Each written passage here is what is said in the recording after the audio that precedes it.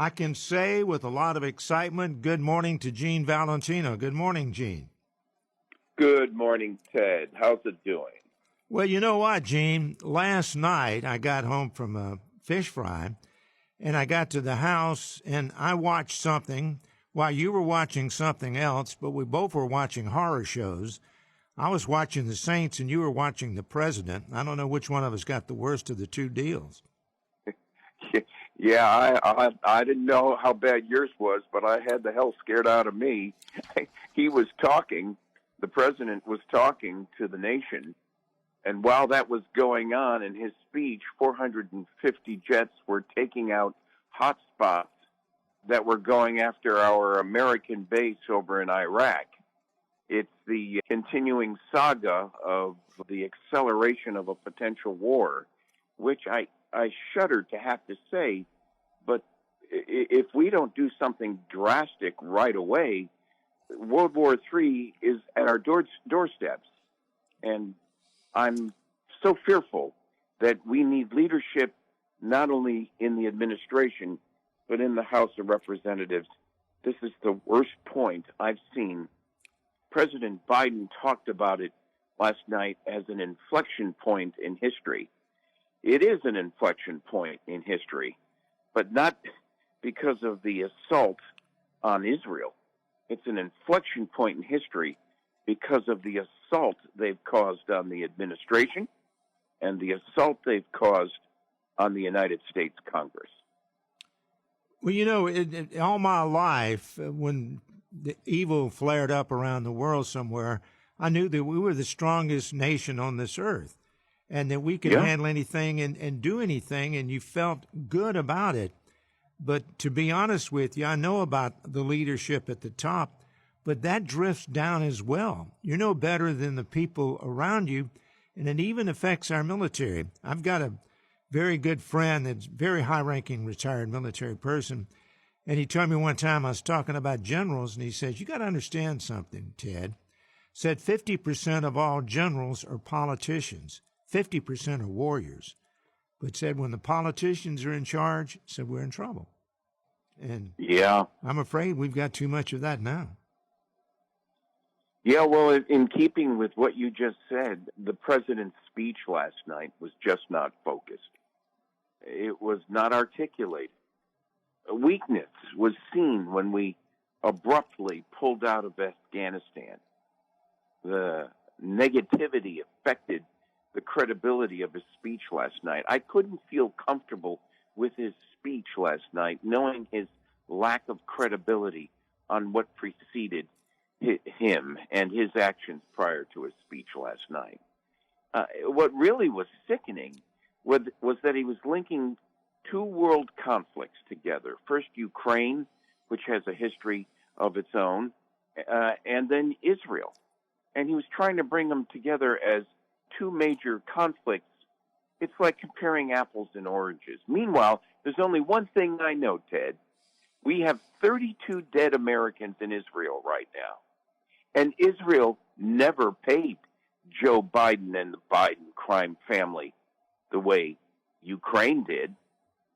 Both will praise Biden right now because they need and want our United States money.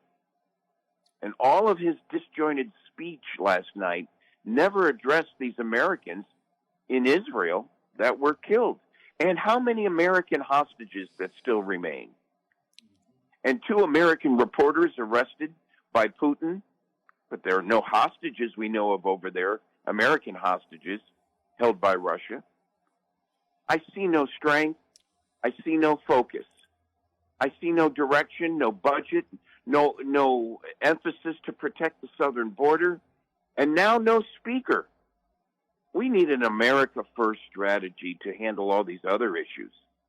And now what Biden's trying to do, which is what I really don't understand, he brings forward to the public a $60 billion arming for Ukraine, $14 billion for military and security assistance to Israel.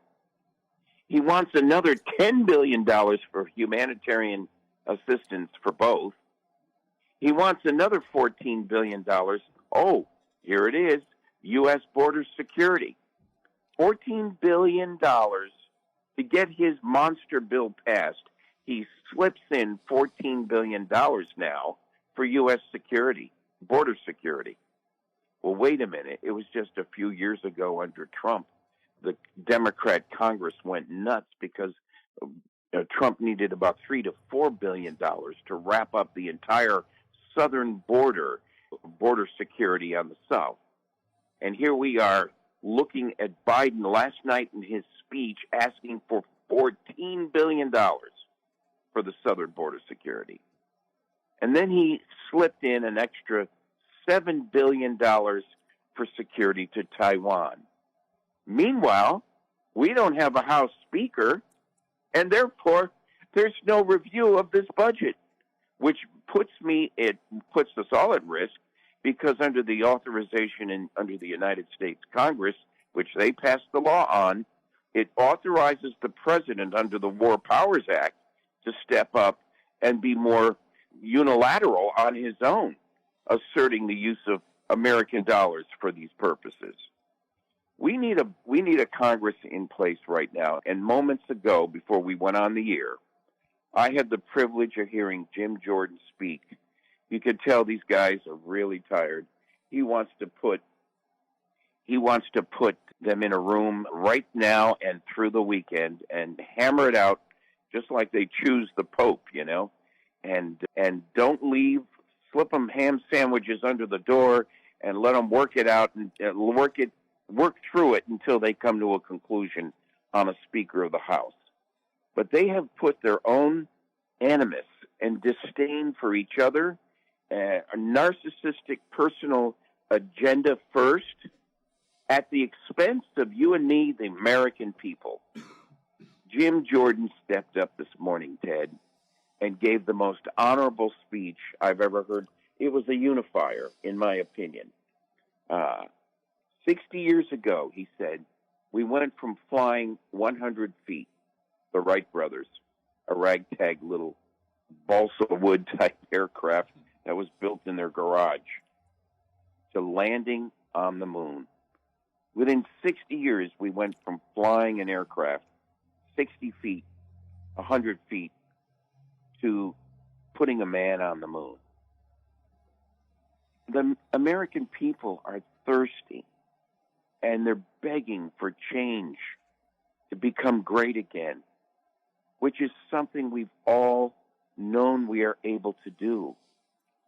And I feel that America now must step up and fight this good fight, finish the work, and keep the faith in the principles, the beliefs, the principles and practices that made this nation so great. When the going gets tough, the tough get going. And we Americans must step up and step out to help our nation get to a better place and help our state U.S. congressmen feel empowered. Help them, remind them of what's important in getting back to work and getting the speaker chosen to protect this nation. Wow. I said a lot this morning.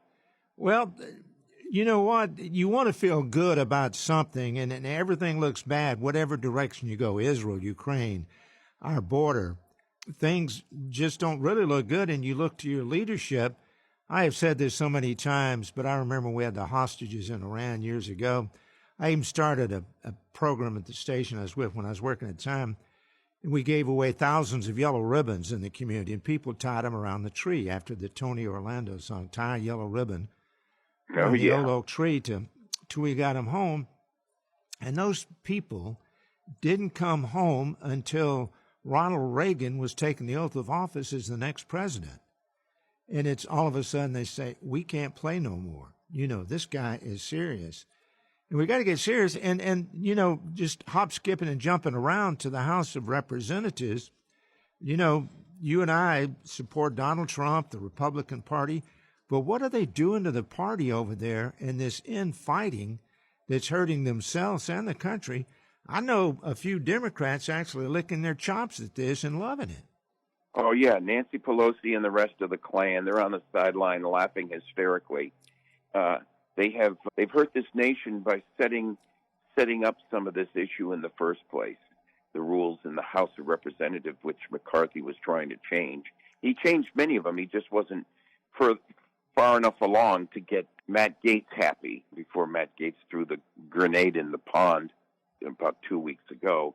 What's happening now is we really need to realize that the Republican Party has license. They've given license for individuals to speak up and speak out, and that's what our democracy's all about, right?